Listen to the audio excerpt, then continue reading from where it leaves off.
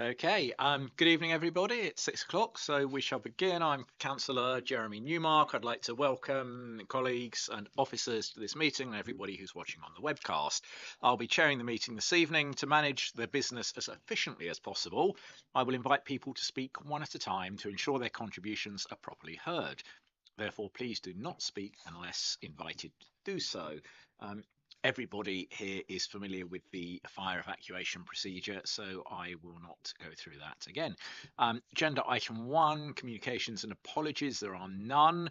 Agenda item 2, presentation of petitions. There have been no petitions received for the meeting this evening. Agenda item 3, do any members have any interests to declare? Nope. Agenda item 4, speeches by non-cabinet members. The usual rules apply. Agenda item 5, minutes of the previous meeting. We circulated the minutes of the meeting held on 11th of December 2024 with the papers, and they're due to be approved at the next meeting of Cabinet. Is that correct? So we didn't circulate them with the papers.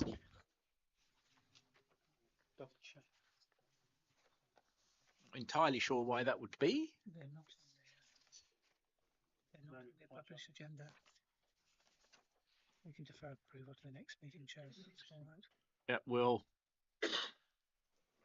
they're marked on the agenda as to follow. There was another paper marked as to follow, which I did receive, but they never followed. Okay, so are members happy to defer those? I'm generally not keen on deferring minutes without good reason, but I think we've got no option as we don't have any in front of us. Okay, make that as agreed. Next item on the agenda is recommendation from scrutiny committees. There are none of those this evening, which takes us to agenda item 7. Key decisions, the first of which is 7.1, probably one of the most key decisions we take in any particular municipal year, setting of the revenue budget for the next financial year, 2025-2026, the preliminary. And what we're being asked to do today is to consider a draft budget for the purposes of recommending it to Policy Review Committee and consultation. Ask Councillor Shenton to take us through this, please. Thank you, Leader. So as the Leader just said, this is the initial presentation of the revenue budget for 2025-26. The draft budget, amended as necessary, will be presented to the combined Policy Review Operations Review Committee. It will then return to Cabinet with the committee's recommendations before being presented to full Council on the 26th of February.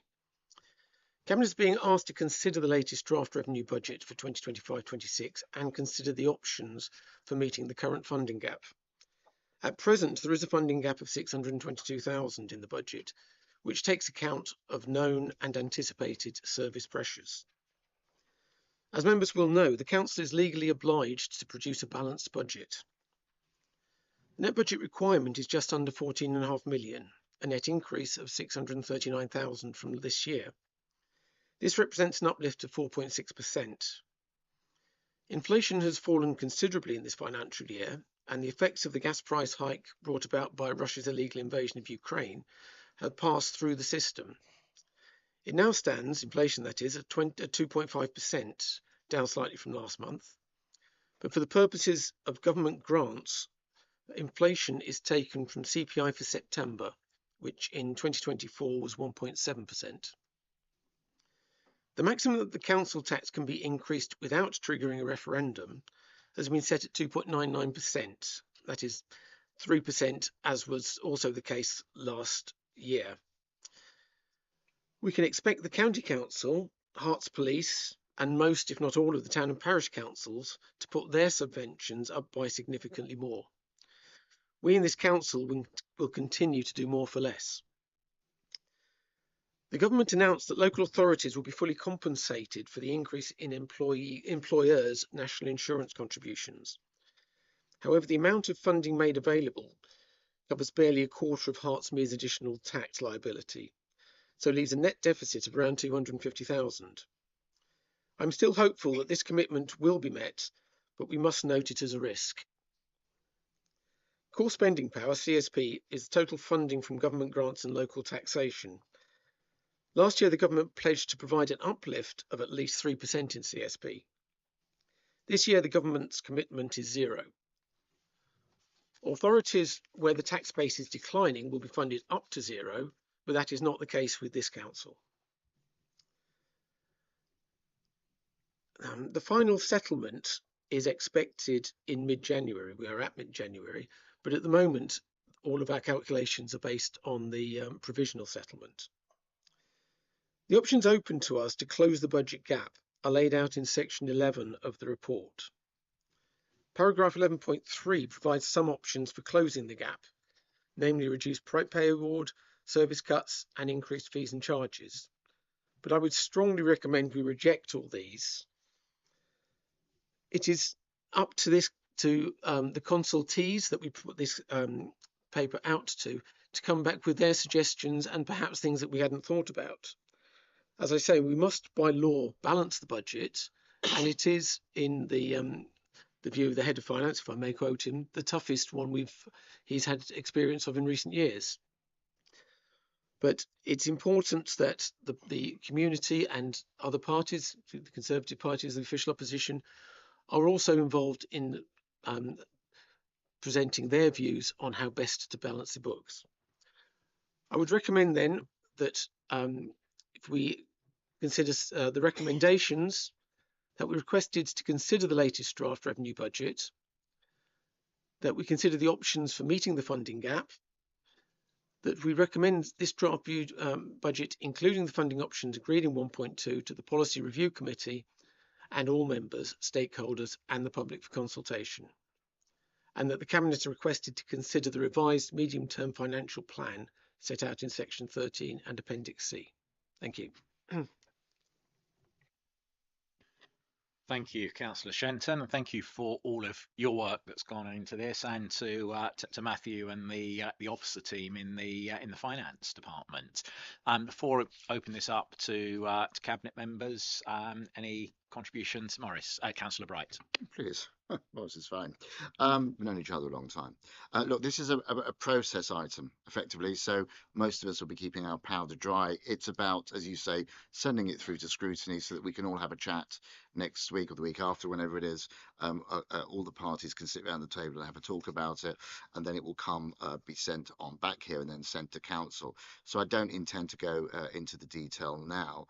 I think the only thing I would say to you, Councillor Shenton, is that yes, inflation is down, which is great, but to say that it's passed through and its effects, but the effects haven't passed through, because of course, if you've had your gas bill go up by 15% and inflation is down to 2%, it's now going to go up 2% on the 15 and everything else. So there are still some heavy pressures, I think, on our residents, and it will be interesting to see what we can do to ensure that we don't add to those pressures, while at the same time recognising that whichever government was going to win last year was not going to be throwing the money around, particularly to local governments, that there are tough decisions that need to be made, and that first and foremost, for the years that we have left as a borough council, we must continue to do the very best we can for our residents, and we will play our part in that. We will remain critical friends. Thank you.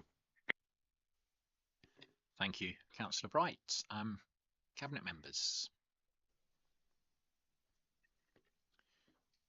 Councillor Richards. Yeah, again, because it's a procedural report, my key point really is to encourage all of us as councillors, as ward councillors, to encourage our residents to provide the feedback as soon as the consultation goes live, which I believe is very imminent.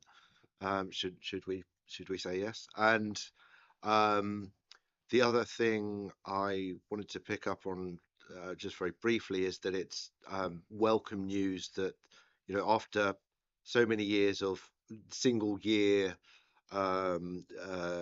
funding agreements, that there is the hopeful news that as of next year we'll have a multi-year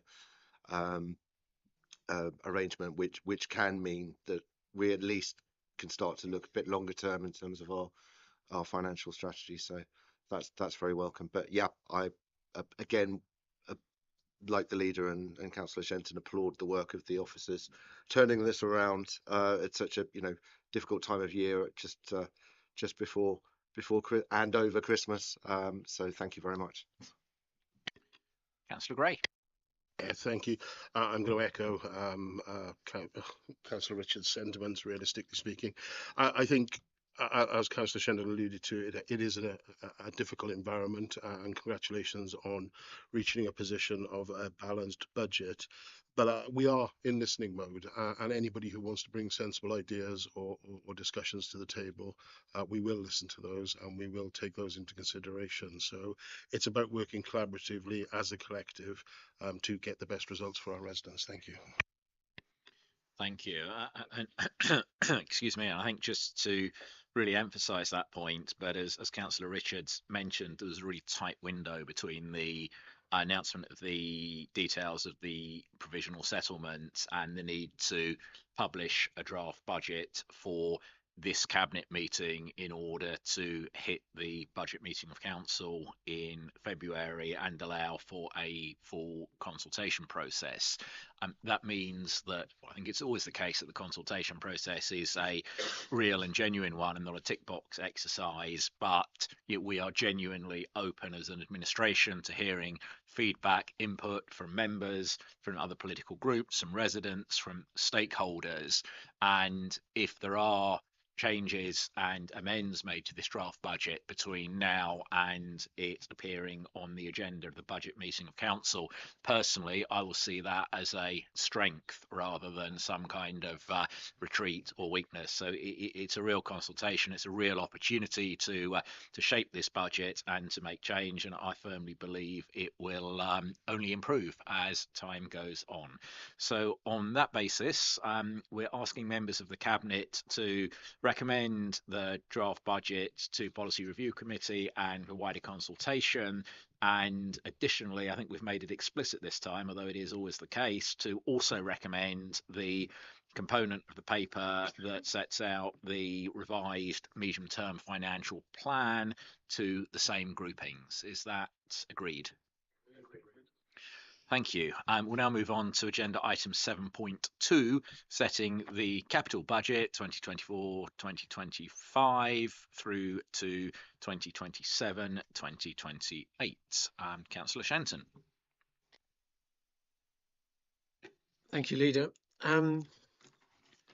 So this council is required to make estimates of the total capital expenditure it plans to make during the forthcoming year and the 2 financial years thereafter. These plans will evolve over time when circumstances change. The capital programme is a rolling programme with projects very often spanning multiple financial years. It is also subject to change as priorities and costs change and project timescales come forward or slip. The Council is required, however, to present the current capital budget annually. Hertsmere's current 4-year capital programme from 2024-25 to 2027-28 amounts to 45.5 million. The details are laid out in Table 2 and paragraph 7.4. It is proposed that projects with budgets totalling a little over 7 million be removed from the programme. These budgets are all for projects at Elstree Studios, listed in Table 4 in paragraph 11.2. There are no new projects currently proposed to be added to the programme. Some may, of course, be added at some point during the year, and the draft capital programme therefore amounts to 39.5 million over the 4-year period. The recommendations, as laid out in Section 1, is to note the revised capital programme, consider the draft capital programme, and to recommend the draft 4-year capital programme to the Policy Review Committee. Thank you. Thank you, Councillor Shenton. Councillor Bright. Yes, thank you. If I can just ask the Cabinet Member one question. If this is a rolling programme, if things can be added and taken off and can be delayed, and obviously for reasons outside of here, matters relating to the studios have been excised at this time, can he give an indication as to how much he thinks will be spent in the coming financial year, and which projects are more likely to go ahead and which ones might be cancelled? Because otherwise it's just a little bit too it's a bit too woolly. If you've got a list and you say we're going to run this list, that's great. If you're saying, well, one or two things, well, some things can come out, we might have to add other things, we're not quite sure, and others could be delayed. You could end up not delivering any. What are your ambitions for the capital budget? I think that's the thing. What are your ambitions this year?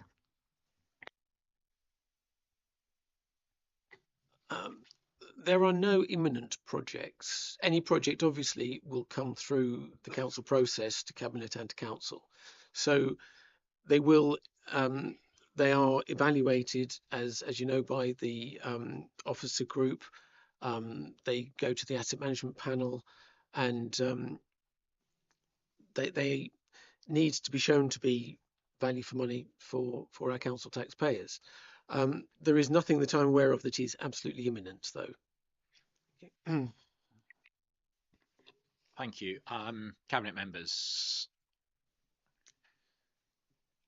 No, look, I think what I would add is I think what we're really doing with this capital budget and capital programme is what I certainly advocated should have happened for many years, which is recognising the reality that whilst we're forced to report on our capital budgets and our capital programme on an annual basis, the genuine reality is that's not how capital expenditure works in any large institution, and particularly in local government.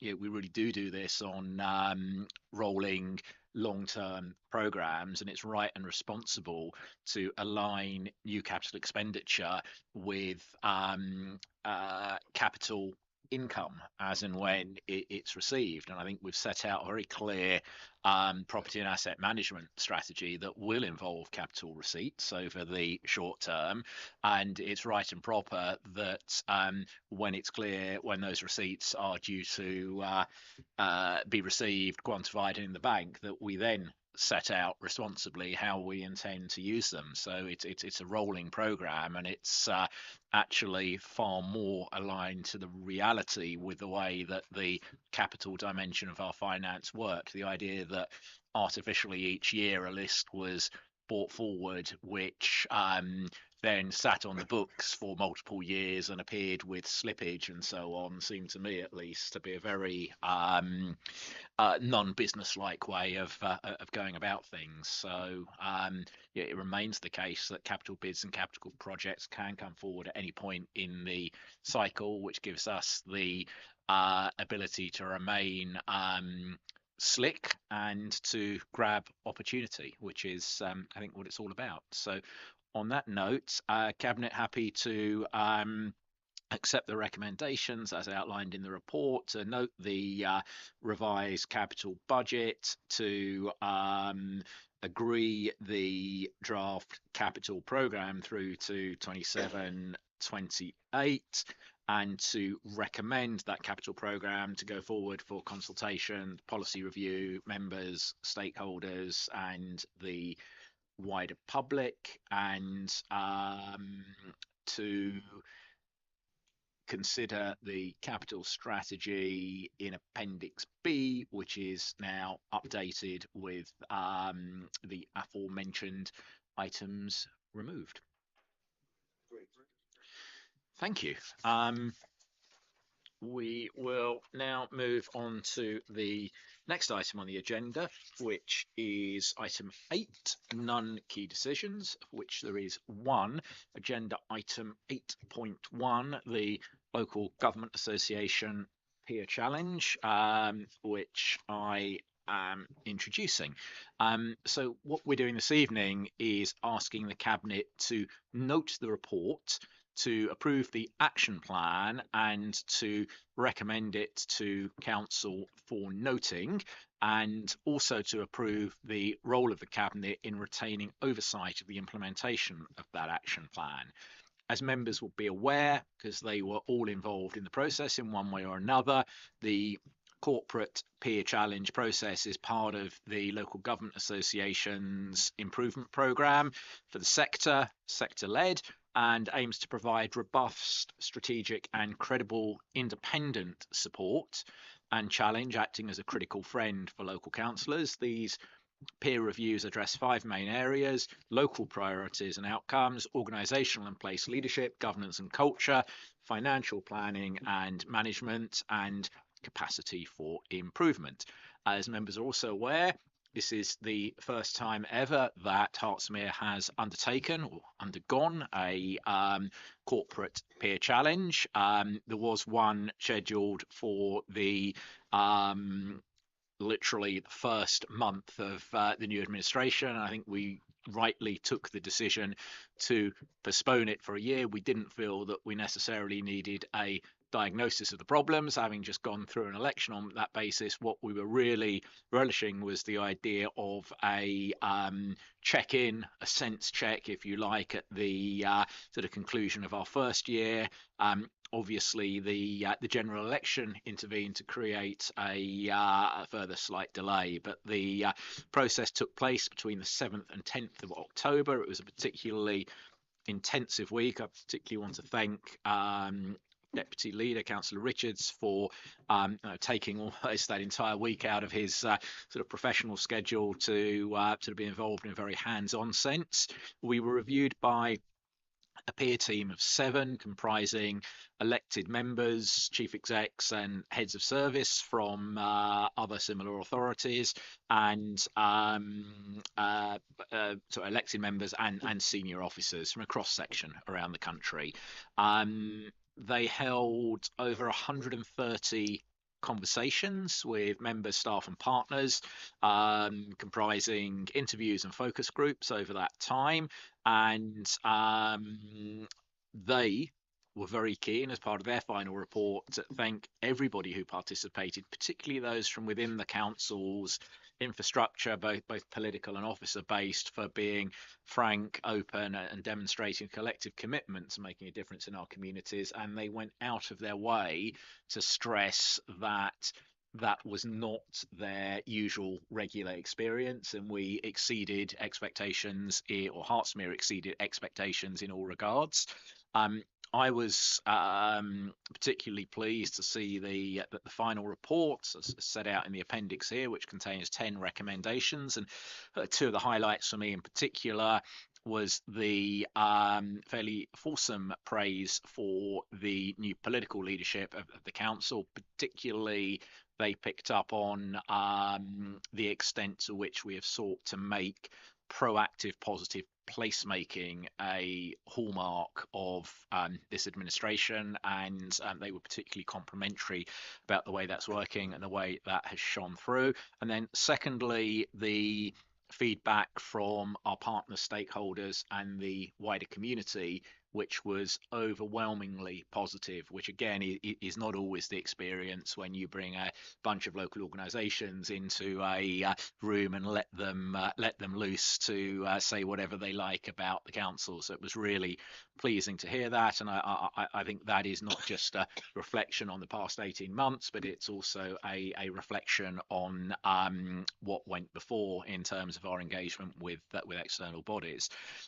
As part of the process, we're obligated to produce an action plan, which the Cabinet has discussed and has emerged from joint sessions between Cabinet and the entire senior management team. That's attached to Appendix B of the report. Unsurprisingly, we've already started work on that action plan, because the peer team will be reviewing us for a shorter visit 6 months into the process, and we'll publish a follow-up report, effectively marking our homework a year after the original. So there is no time to waste on delivery. I'd also like to thank Liz Gore, who's with us this evening, our head of policy, and Hilary Shade, who really have shepherded and stewarded this process from the very outset, and it simply would not have been possible for us to have showcased and presented the huge array and range of activities, service delivery, and the broader sphere of operation of the council if they had not done such an effective job at sort of corralling, creating process, and ensuring that nothing and nobody was overlooked. And also to thank cabinet members, all members, opposition members, the opposition leader for their engagement with the process throughout. Liz, was there anything I've missed? Oh, good. Councillor Bright. Thank you very much. I'll put the stopwatch on in case I'm probably going to go over if you allow me to. First of all, to say this authority wasn't shying away from having a peer review. It was originally planned 5 years ago, and then we very carelessly lost its chief executive, and the new one came along and said, "Can I have a bit of time to bed in with the authority?" And then COVID came along, so it was. And then when eventually we did get a date, and there were elections, and there was a change around. So I think it's not that anyone would shy away, and of course we wouldn't, because I myself am involved with interviewing conservative prospective peers with my work at the LGA, because as members will know, and people outside should know, that these peer reviews are carried out by members of different parties, and they come along to be what we say, no, I don't think even a critical friend. I think they're here to be an encouraging friend. They're here to encourage us because they know what we have been going through, and they are likely to have gone through it themselves. And I very much enjoyed speaking with the peer panel, as you probably, I'm not sure if they did, but I very much enjoyed the hour or so that I had with them. And also I'd like to echo the thanks to everyone who took part in it from all the parties, as well as those outside of here, because it was a very wholesome and fulsome set of meetings from what I've heard. And I think that courteous is the way it should be read. The recommendations could be regarded as critical, but I think they're courteous recommendations. 6 of the 10 have the potential to worry us, but they are worded very carefully so as not to upset officers who work hard, and to be encouraging. So recommendation 1, to develop a clear and compelling narrative of Hertsmere's offer and vision as a place. Recommendation 2, to have a wider involvement across political managerial leadership to develop clearer strategic direction for the council. Better overview and scrutiny amongst members, better or more development and training for members. And of course, there is some concern around ensuring that the issues around recruitment and retention that most authorities have, that we act upon, although that's not that easy. And of course, wanting to see that our staff feel safe, because some of them don't. And as I've said, those have the potential to worry. And there will be, and we will outside of here in full council, I'm sure, ask the question why it is almost 2 years into this administration that there still isn't a clear and compelling narrative that the peer review, made up of Labour and Liberal members, couldn't themselves completely identify. As I've said, this is not an opportunity to try and score points. It was a thorough review, and as I said, we'll have more conversations, I'm sure, about this at council. But I think that if they are sure that we are acting on this as an authority, then hopefully some of their concerns or suggestions will go away, and they will see us as an authority for the potential that we have, because it's not just about promises, it's about being able to deliver. And at the moment, not everything's being delivered as was hoped, but in the fullness of time it might be. I hope that sounds collegiate, and I hope that's taken in the message, taken in the way that I've offered it. Thank you. Thank you, Councillor Bright. Members. Yep, Councillor Richards. Thank you, Leader. Well, thank you, Councillor Bright, for your comments. I'm not sure I entirely agree. I think, the first year of an administration, we hit the ground running. We had to correct a few things that had been sort of laid bare for a while and not necessarily addressed.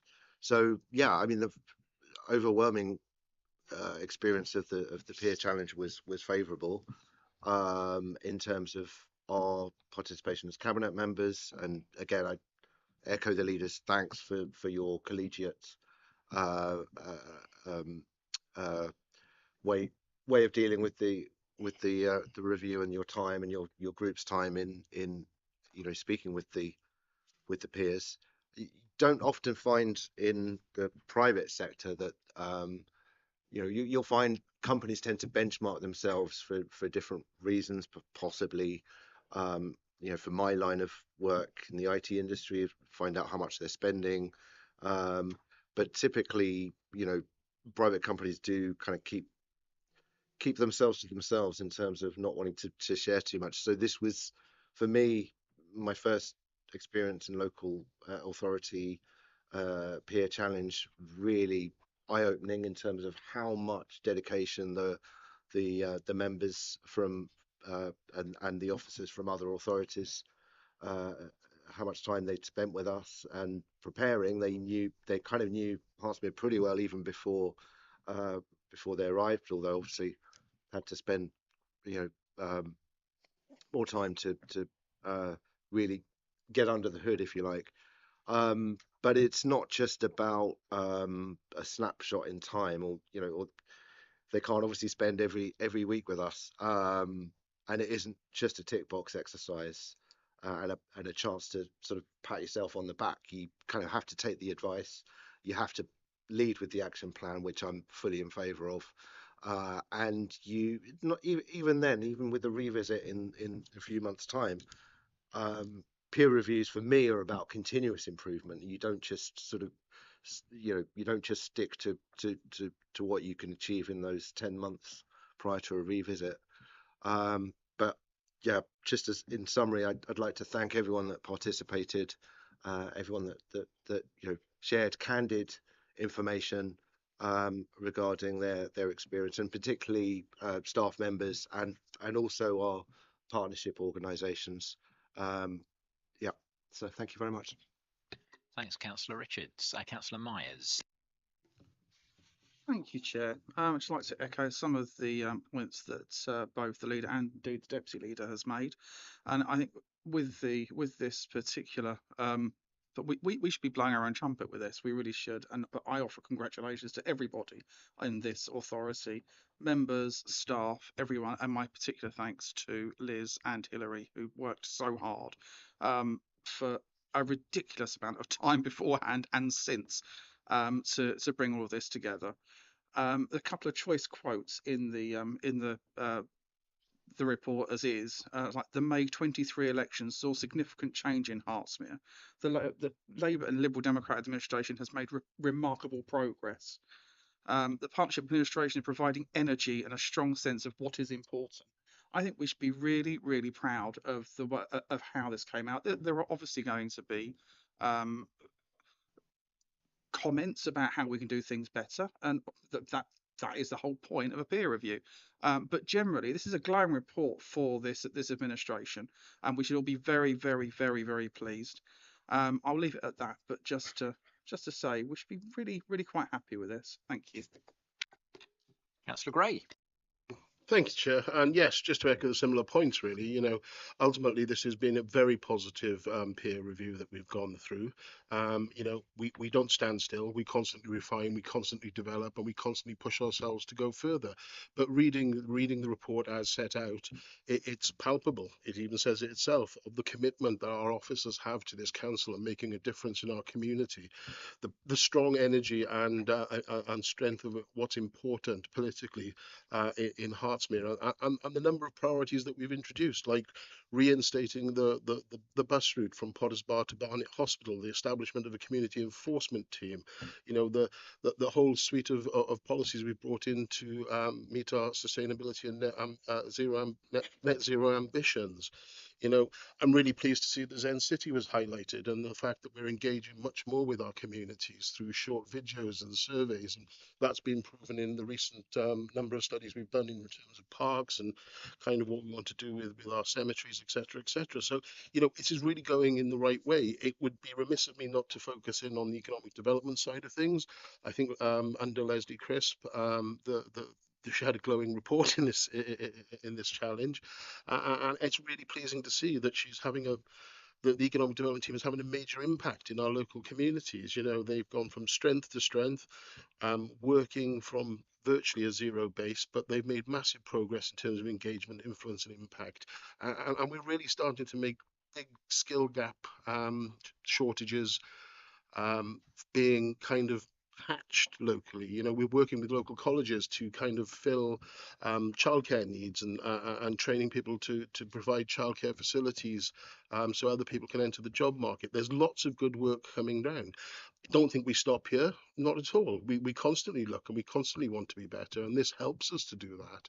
And I think it's a little remiss that this council has never gone through one of these in its entirety that it's been here. So onwards and upwards, and finally just another thank you to the staff for all their effort and dedication to Hertsmere. Thank you. Councillor Chalice.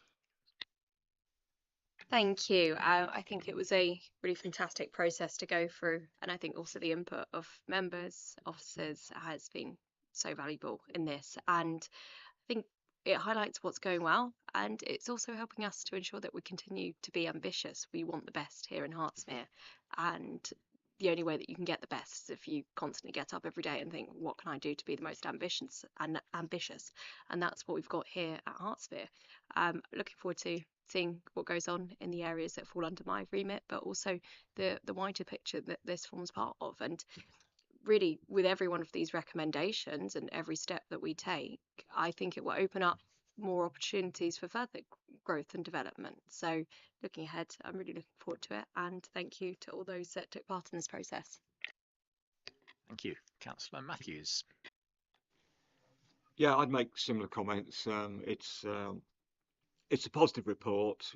It shows that we're in a good place, and it suggests some directions which we can take, which are all very helpful. You know, and a part of our story, the direction we're going in.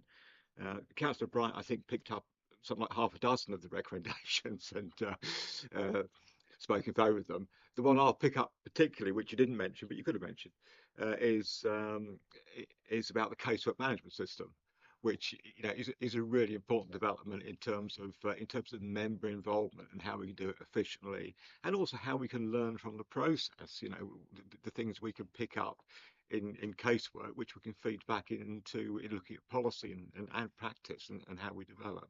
So I just think that's another example of a very positive direction we can go in. Thanks. Thank you. Councillor Oakley. Thank you, Leader. I'm not sure that I've been left much to say. My colleagues have said most of it. I think as a new administration with lots of ambition, which we have driven forward at quite a pace in some areas, is always worrying. Are we doing it right? Are we doing the best for our residents? And so therefore any sort of peer review is to be welcomed, because we have people that independent of all of us in Hertsmere to kind of review what we have done. And I think this report has actually shown that we are definitely travelling in the right direction. I mean, I was really pleased to read what they said about the local plan, because that is a significant piece of work for us as administration. And they actually said that we were demonstrating strong political leadership in this. So that I think is something that pleases me greatly. There are a lot of recommendations there for us, and we are going to be happy to rise to the challenge of those and move forward. Thank you, Councillor Oakley. Yeah, look, I think that you're going to have to work harder, Councillor Bright, to characterise this as a courteous can do better. Thankfully, the LGA publish all of their peer review reports on their website, and this report will be up there the day after it has been considered by full council.